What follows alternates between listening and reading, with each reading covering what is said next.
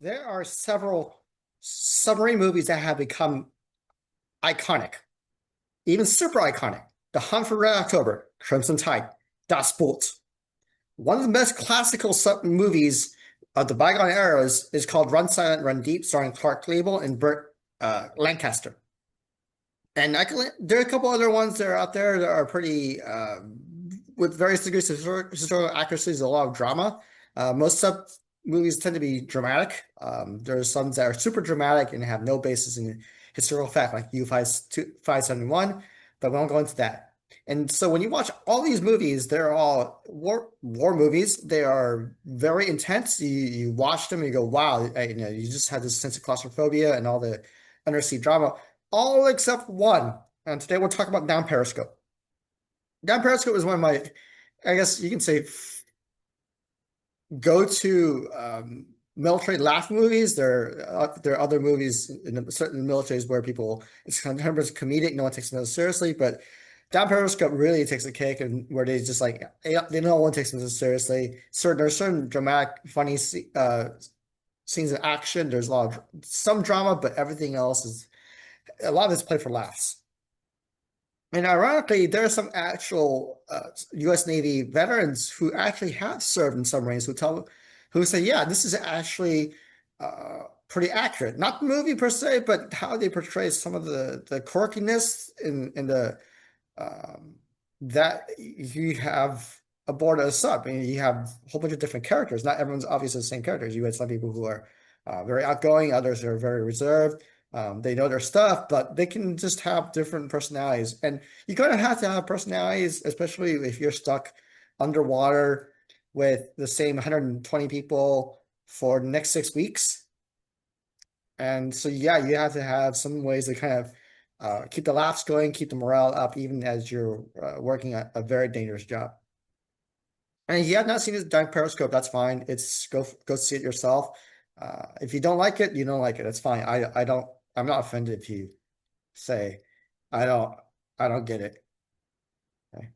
And without some spoilers, I'm not gonna let me talk about some of the premise and the key parts of the movies without going is to kind of explain how it works. I'm going to focus on how kind of the more diesel submarines and how some of their tactics are different, and they kind of highlight it even with uh, yeah, it may be like 30 years ago, but there are certain things that are still true today, and we can still draw some lessons today.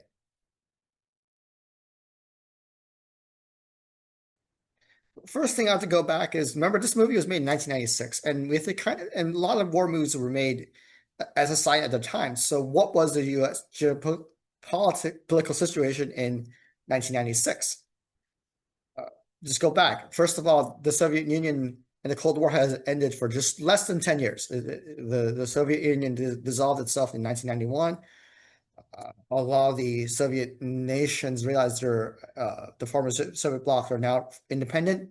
A lot of them realize, hey, we're bankrupt financially. We have no idea how to politically. We have no idea how to be democracy. Some of us have not had a democratic government in ever. Some places where before World War II were actually monarchies, and now they're parliamentary and republican democracies. Well, how does that work?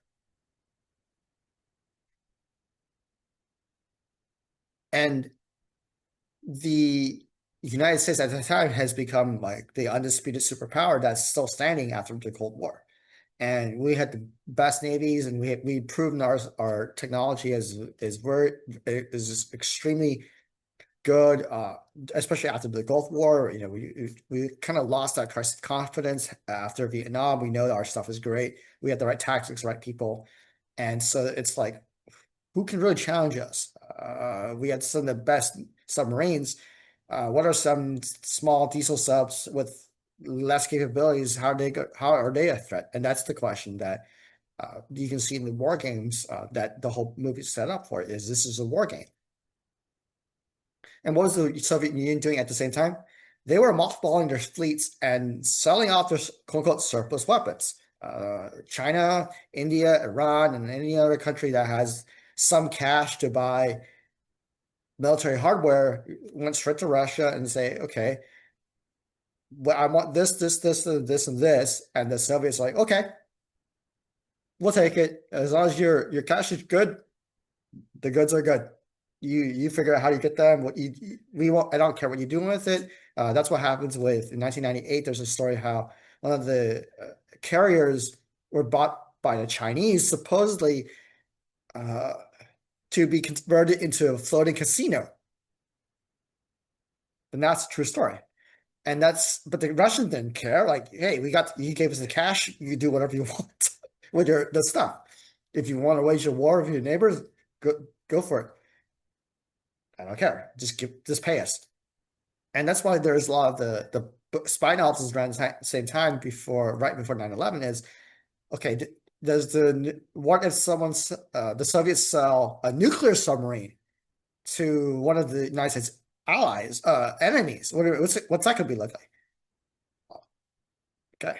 And after 9/11, a lot of things changed, and so the tenor of the tempo of the United States military and all the movies that came out were more about 9/11 and GWAT as opposed to a funny submarine movie set in uh, with the Atlantic Fleet.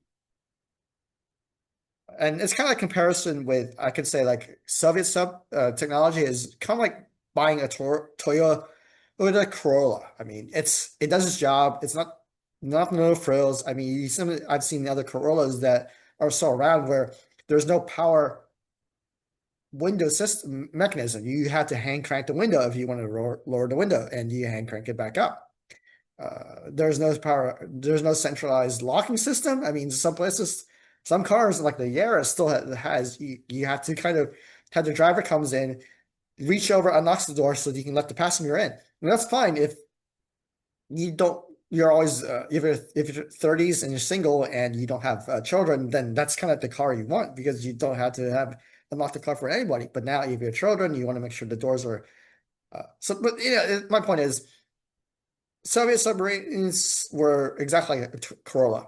Not the best, but it gets the job done. And they were perfectly great to operate for countries that have no nuclear programs. They have no nuclear engineering. So a diesel sub is like perfect. And let's talk about exactly what I'm talking about. This next section is why diesel submarines. Well, first of all, they're very cheap compared to the nuclear submarine. They are easy to maintain. They're cheap to build if you want to build it, and just as cheap to maintain. You don't have to have people who are nuclear physicists, and that's not a joke. That's not hyperbole. In terms of its silence, the diesel subs are quieter than the nuclear submarines. Fewer moving parts. It's just also a lot smaller, so they're not going to generate a lot of noises, what they call cavitation as it moves. And so when it hovers and it just does nothing, it's not moving just except for steerage. You can't hear it. It's very hard to hear a diesel submarine not doing anything. So that's why they're great for just silent patrol. They can just come into a small area and then set up shop there, and no one would know they're there until they have to attack. They are actually greater for shallow waters because their draft is smaller. They can just come closer and closer to the edges. So you wouldn't really send a nuclear submarine to shallow waters for operations that you can never ever seize it, and B it would you could run it could run aground easily. And the fourth is what's called bottoming out, where it can literally rest on the seafold or as close as it can and not be deflected. Because if you look down, it just looks like another piece of jumble or coral rocks or other shipwrecks on the ocean floor. And you're not going to realize it's there until it makes its presence known. And this is kind of the part of the movie's premise is this war game that Admiral Dean Winslow, played by the veteran actor Rip Torn. You might know him better from Men in Black. Yeah, he just wants to see how good a diesel sub would fare against a well-trained U.S. Navy nuclear submarine in a war game. That's his premise. And his subordinate, this guy played by he wants to win the war games. He says, "I've never lost a war game," which is a very funny thought. I don't think that's correct. That's true, but we'll talk about it a little bit. And meanwhile, Admiral Winslow promises Commander Tom Dodge, who is played by Kelsey Grammer, and look, I'll give you proper command if you play the op force or red force or opposing force in the submarine. And Dodge is like, look, I grew up in the nukes. I mean, there's no reason why I want to do this, even though my career might be over if I'm not promoted or chosen for higher command. This is still and now it's peacetime, and then it's called the up or out. If you get promoted, it's great. If you're not, you can't be promoted, you're out. And the Blue Force commander, it's kind of implied, he just dumps all the misfits and all the people that no one wants on Dodge so that he will fail. I mean, these guys are just random misfits. And now, this time in the movie was made in 1996, the submarine force at that time was all male. And there's a good reason for it. You have a small space, you just cannot dedicate certain space for women, there's certain space for men. And sure, they might get to hanky-panky, but it just turns out if you look at the sub-designs and operation, it's just like, look, it's just easier to have all males. Some certain ships, for the women's section, is called women country, so you don't want to have a separate women country for a tiny submarine. I mean, yes, in terms of size, they're still big, but once you get inside and you get to pass all the compartments, it's not you kind of have different certain spaces for just men and certain spaces for women because it's now all okay. And that policy actually was changed about a good 10, 15 years later in 2010 or so.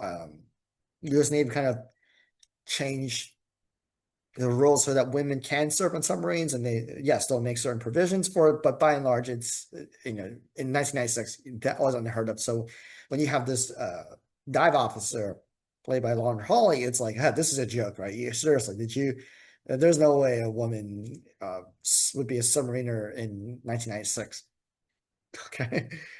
And as I said, that rule got changed, as I said, much, much, much later. And so now, if you watch Hunter Killer, that was made in 2018, if you look in the deep background or close background, there is a female watchstander, and that's not a DEI or affirmative action. Like, no, she's supposed to be there.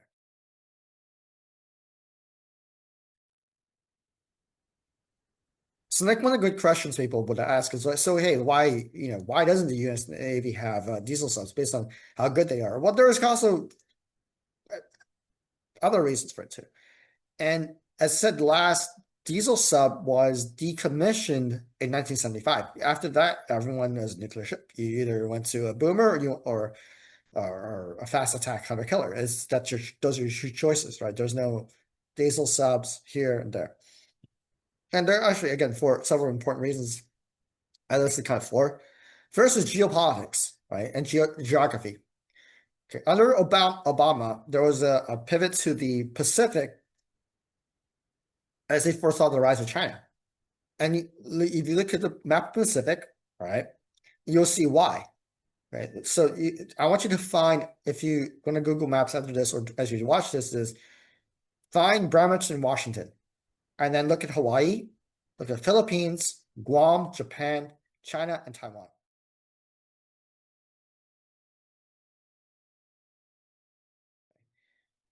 As you see this progression, you think about it, that's where the major base, the first two are the major US bases are.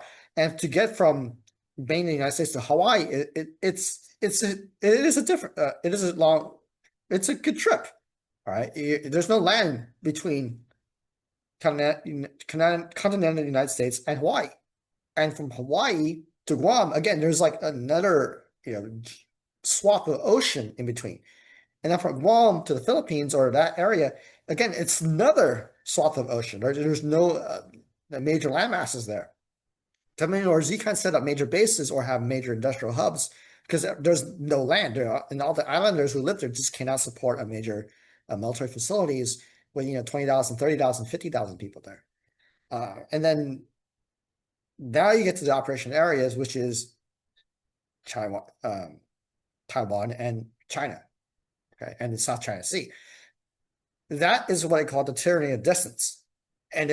So therefore, for an American submarine to cross that difference, or even you can't have a diesel sub, because those diesel subs have to surface. The older ones have to surface once every other day or once a day, and then the newer ones, which are called air independent propulsions, they can stay longer on the surface, but your range is still limited.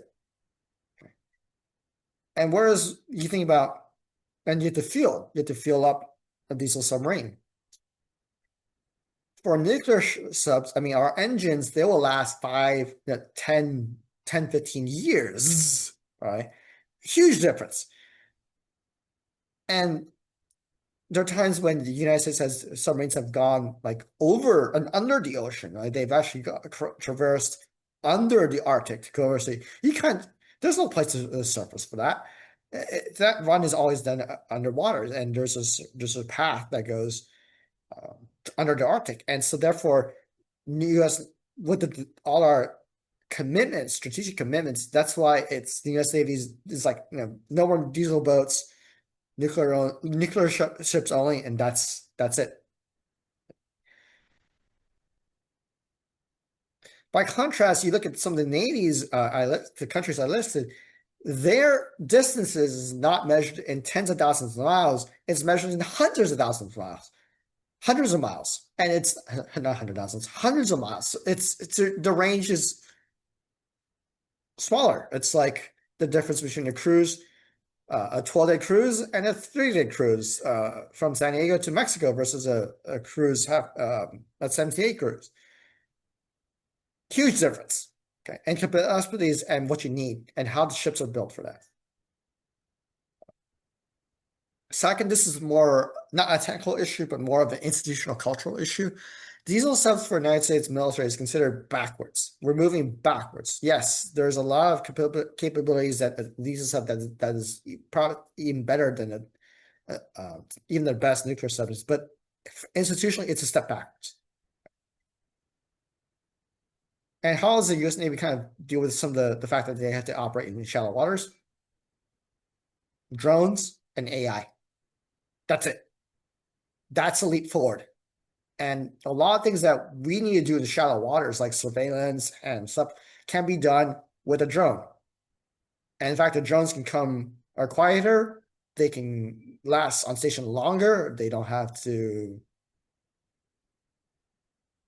have other breakdowns. I mean, compared to a nuclear submarine, a drone is even the drones that we have now. It's a lot simpler to operate. And some of them are small enough that they can be fitted inside a torpedo chute and shot out from the torpedo chute. They're not, some of the larger ones, even larger ones, can mate it to a submarine, but the smallest drones that can do the capabilities and the mission profiles that we usually send for us are tiny now. So that's where we're going. That's how the U.S. Navy is moving forward, and that's the same through with other navies, with nuclear navies. Right? Hey, I need to have drones to do the stuff that a diesel sub could do. 3, shipyards.